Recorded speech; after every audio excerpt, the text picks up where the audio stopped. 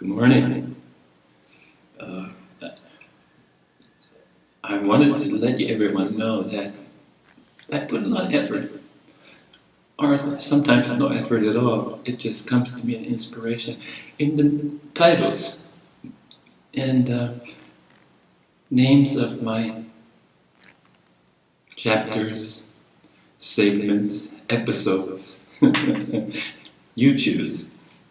But I do think about the title, and I want to make my website as accessible to as many people as possible. So sometimes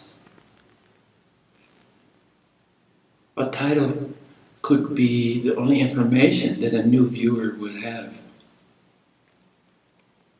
But at the same time,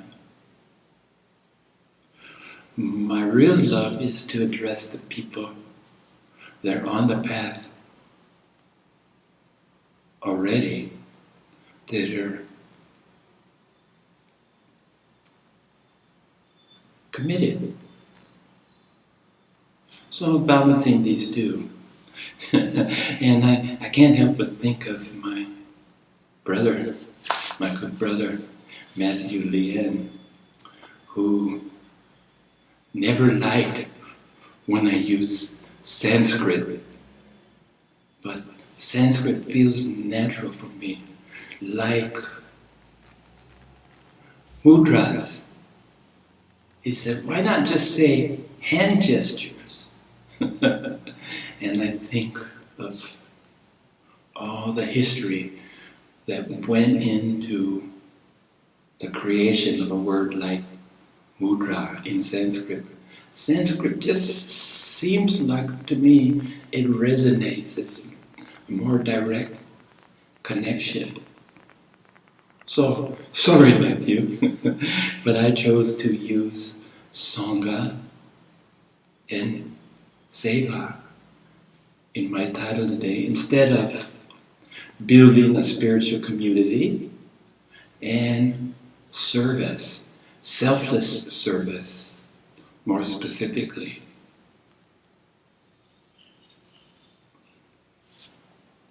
It really doesn't take much effort to notice how many more people are talking about spirituality, talking about awakening, talking about stages of awakening, stages of enlightenment. And it's incredible. I believe that it's just exponentially exploding. That now is the time for more and more of us to begin our self-inquiry, continue our self-inquiry, accomplish our self-inquiry, to return to that which always was, and always is, and always will be. The journey of returning, of remembering what you thought you had forgotten, as far as who and what we all are, part of the same universal expression. And I'm smiling a bigger smile today because I just thought of the only thing that is everything is nothing. But if you look at the word nothing, I love to look at words and take them apart. No thing. So everything is no thing. And only no thing is everything. That's your morning koan. And remember, a koan is a puzzle not intended to be solved, or resolved is a better word, intellectually.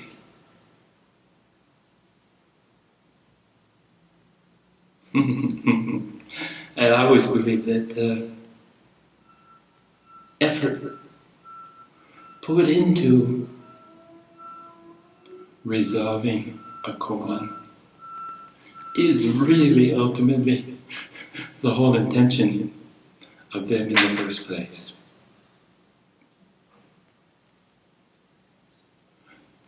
But again, go to YouTube, go to Quora. I like Quora quite a bit. I'm just exploring Vimeo, but one thing that's certain is that more and more people are popping up and sharing. And I personally want to thank each and every one of them for contributing to this, to the momentum of this movement. And I believe that the tipping point is rapidly approaching. The tipping point where it will be more of a given. We don't have to be fringe dwellers anymore. We can be part of the mainstream, part of the elevation of the mainstream, because ultimately this is our goal and responsibility, to help everyone in any way that we can with our best efforts to lift humankind so that we all can wake up from our sleep, wake up from the Maya, the illusion, and see what's real. So again, thank you to each individual that's out there. And it's becoming more and more obvious that the traditional way of having a teacher and following a teacher and almost worshipping the teacher, creating the teacher as a God on earth, the guru, still is necessary, but the only purpose they ever serve gets lost in the desire to have someone do for you what only you can do. The guru, the spiritual master, the whatever term you use, is simply someone who points the way, someone that's willing to share their way while openly and often reminding you of the most critical point, that only you can take you. But only you, only through going within, can you find the peace and harmony of reuniting with what you always knew to be so.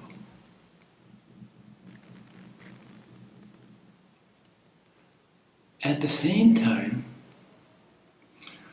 one of the really wonderful things that I really appreciate about many of these teachers, many of these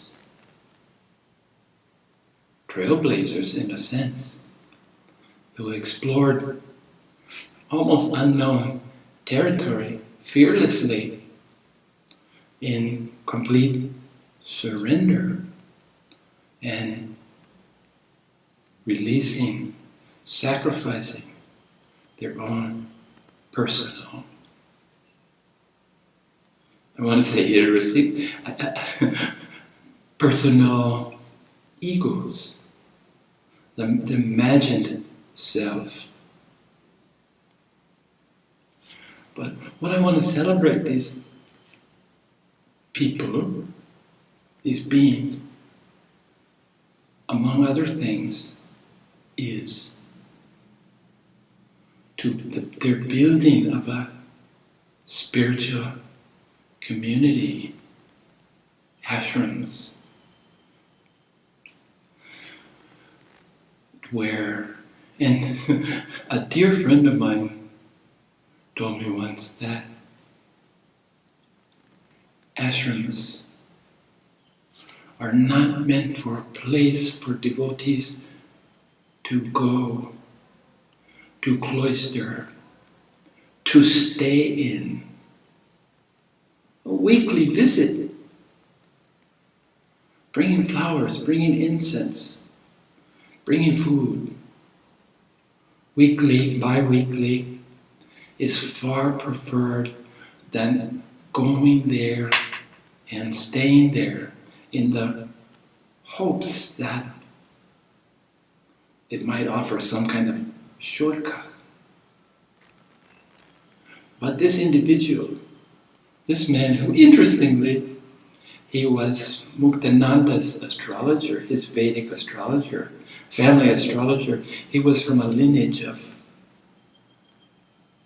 3,000 years of astrologer. You know, the Indians, they love the caste system. Your family does something and you just perpetuate it, continue it on the spiral. But he actually lived in the ashram. But he's the one who told me that the ashram was like a hospital where spiritually sick people came to get better. And almost anybody else was taking up space that someone more needy could utilize. But the astrologer, he was in service to Baba, to Muktananda, as a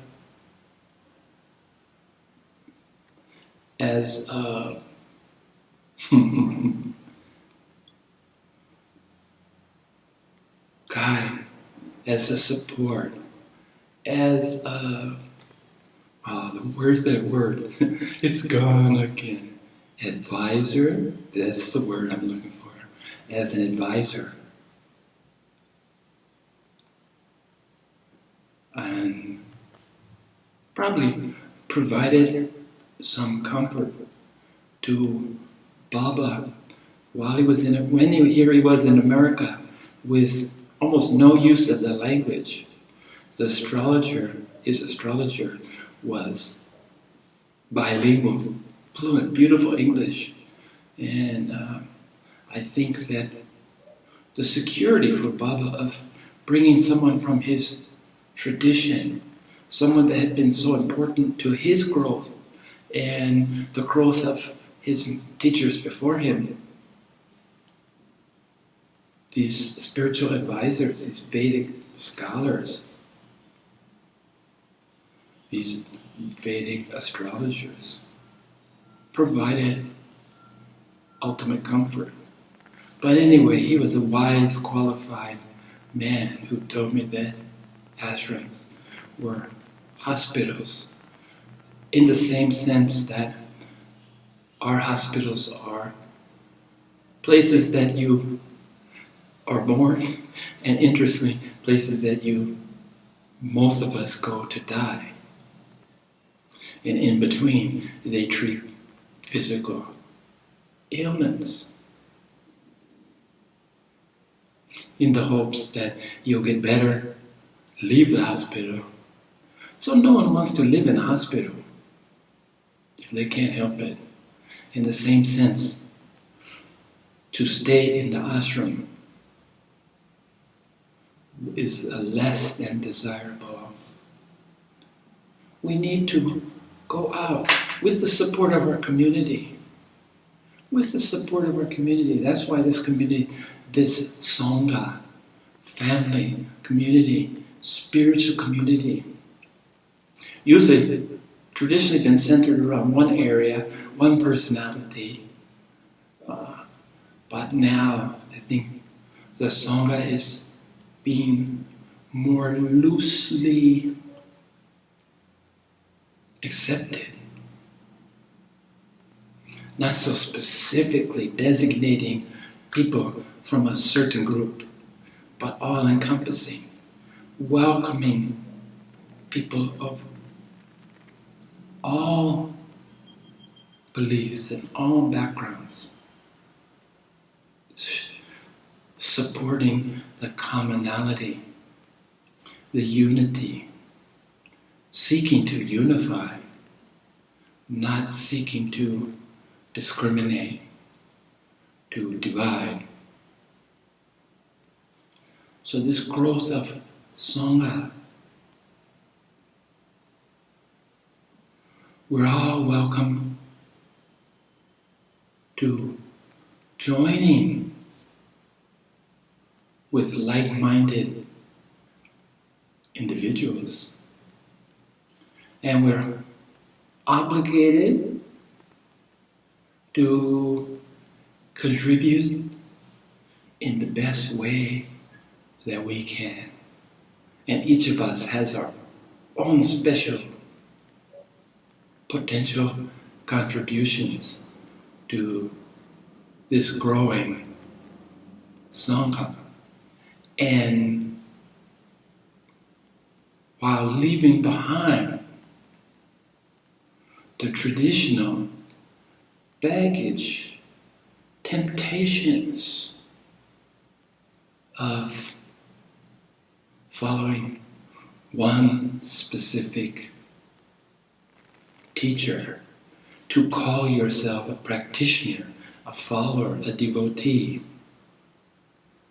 of an individual. And for two reasons that I can come to mind, that we want to evolve past this construct that has been, in many cases, less than successful. In the kindest words that I can use. But there is a spiritual ego that's more subtle, in most ways, in all ways, more dangerous development in our spiritual path, our inquiry, our journey from progressive awakening to permanent awakening. A spiritual ego can develop. And many of the masters and the gurus, especially when people start congregating around them, donating too much money, providing opportunities through the humanness of all of us, providing them temptations of all unlimited nature. I remember hearing a story from Osho's astrologer. It's interesting how I meet these gurus, astrologers. Yeah. But he told me that when people found out, Osho was Rajneesh, and he was famous for, 100 and something Rolls Royces, and kind of free sex, free love, his experimental organ with all the purple wearing clothes, communities. He loved Diet Coke. Go figure. He loved Diet Coke. And when people found that out, They donated and donated. And there was literally, in Pune, in India, where he was, warehouses full of Diet Coke. And yet, amongst all the controversy, Osho, Rajneesh Osho, is a favorite of mine. If I list in order, the top two favorites that I like to listen to is Sadhguru and Adyashanti. Sadhguru and Adyashanti. They're the two that I found most meaningful, most helpful on my personal journey. And the common denominator, one's an American, one's an Indian, and not many commonalities in their backgrounds, but the commonality that I appreciated was their willingness to share their journey through progressive awakening to permanent awakening. I never had heard Osho share too much, but about his personal experience, because he was more traditional in many ways, that he followed the tradition that enlightened people didn't talk about their personal enlightenment.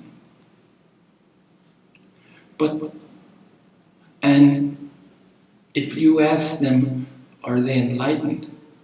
The traditional answer would always be no, whether they were or not. But Adyashanti and Sadhguru will admit that they're enlightened if they're directly questioned.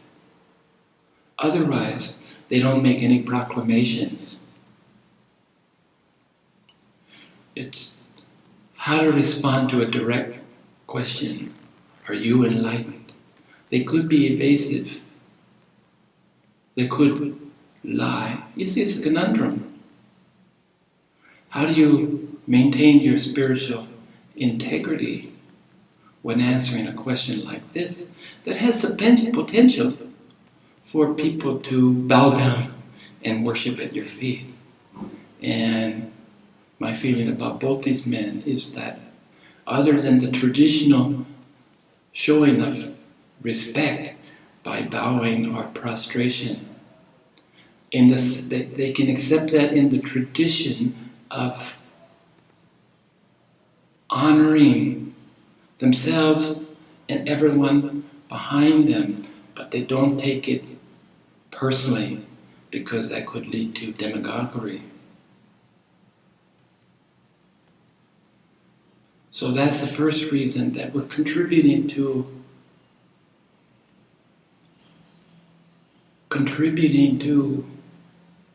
the potential for spiritual ego. And apparently, this is something that can crop up in both unenlightened people and enlightened people, progressive and permanent awakened souls. And the second reason is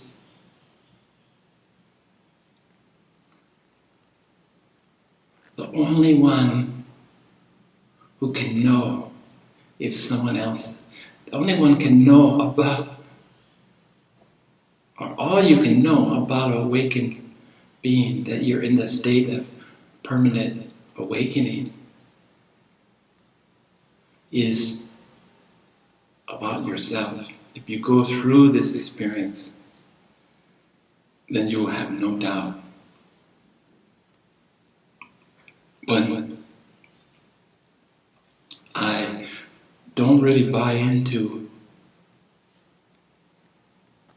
an individual being able to recognize another permanently awakened soul.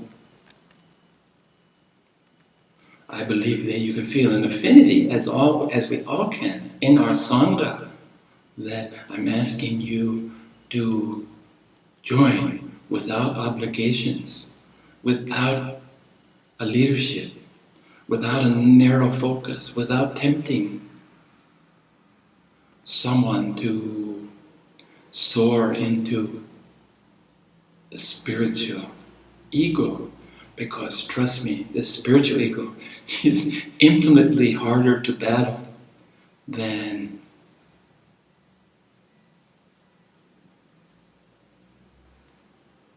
your mundane, physical, mental and emotional, your mental construct of ego is pretty easy to leave behind, although admittedly can be terrifying if you're heavily vested in your version of reality.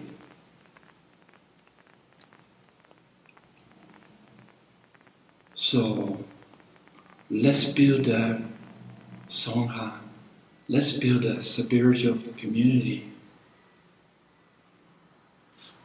loosely defined. I've never been fond of rules and regulations. And maybe I'm talking to kindred souls out there. So I've seen that human beings, one of our shortcomings is that when we purposely work to create a community, even with the best intentions, it mostly goes awry. It ends up in disillusion and disappointment. And I think that's more damaging. Whereas a loosely held structure, the understanding of what is your spiritual community, how do you become part of it? And when we look at teachers, the masters, the gurus, the ones that are either self-proclaimed enlightened or you believe to be enlightened, rest assured that you'll never know with any certainty whether they are or not. And my comfort out of that is, my comfort offered to you is that it doesn't really matter. If you resonate with them and you feel the value of their guidance, and they're not asking you for anything. When I say anything, I mean fealty, financials, when they're giving freely.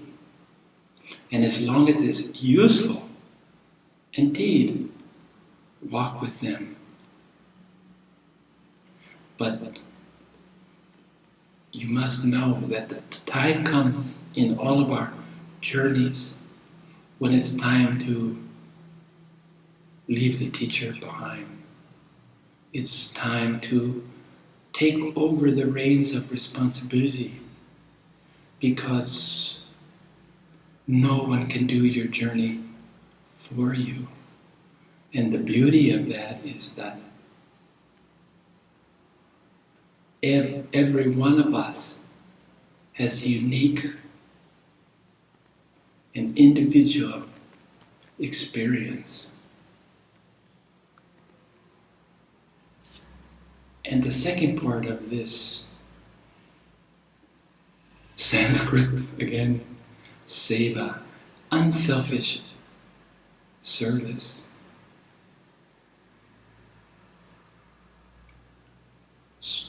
Bhakti Yoga is a perfect example that stresses service. And service without expectations. And demands the complete surrender of everything about the individual, wants, desires, goals, pursuits, relationships. True devotion and the way that you show this devotion is with seva. But it seems to me that the same dangers that can spoil a spiritual community that becomes too focused on one individual. Seva can also suffer from this same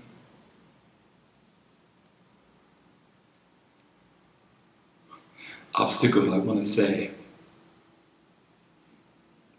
I've experienced personally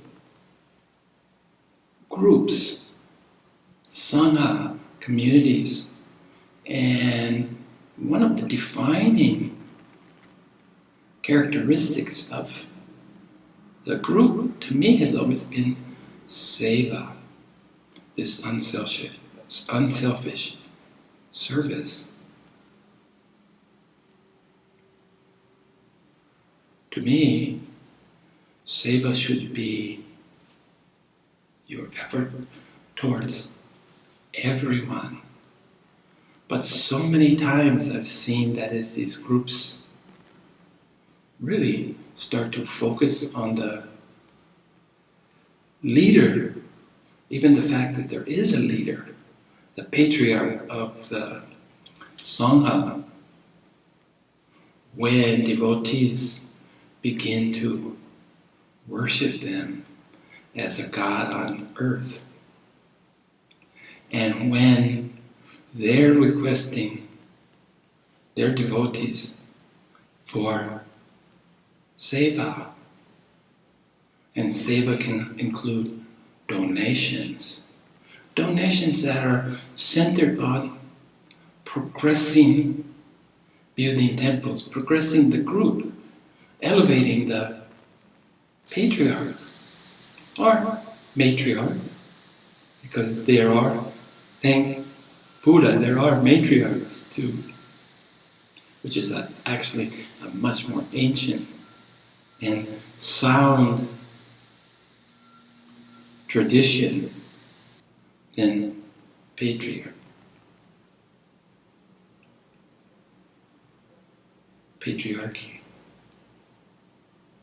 But seva becomes almost selfishly at promoting, propagating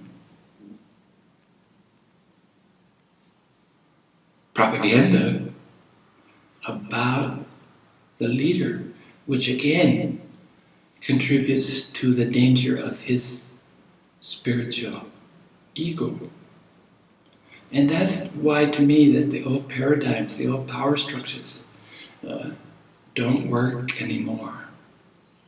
Rest in peace. Seva should be selfless. But this service doesn't only mean that I'm selfless in my service, which is beautiful and admirable and special. But it runs into problems when it's directed, when it's confined within that group. And when this group is segregated by costumes, by colors, by robes, it borders on cultish behavior. And your selfless service can be misused. Most times is misused. And a lot of times it just becomes, again, part of the obstacle to the leader's spiritual immersion of a spiritual ego. Selfless service, seva, shouldn't have any of these colors, any of these restrictions. Selfless service to one and all.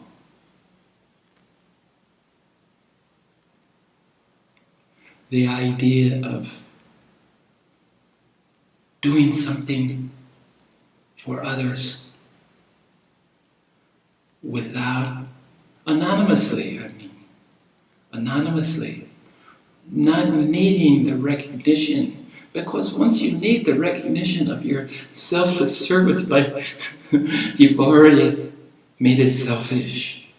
You've taken something meant to be selfless and made it selfish in the sense that you want some kind of recognition, some kind of thanks, and all that is only supporting your own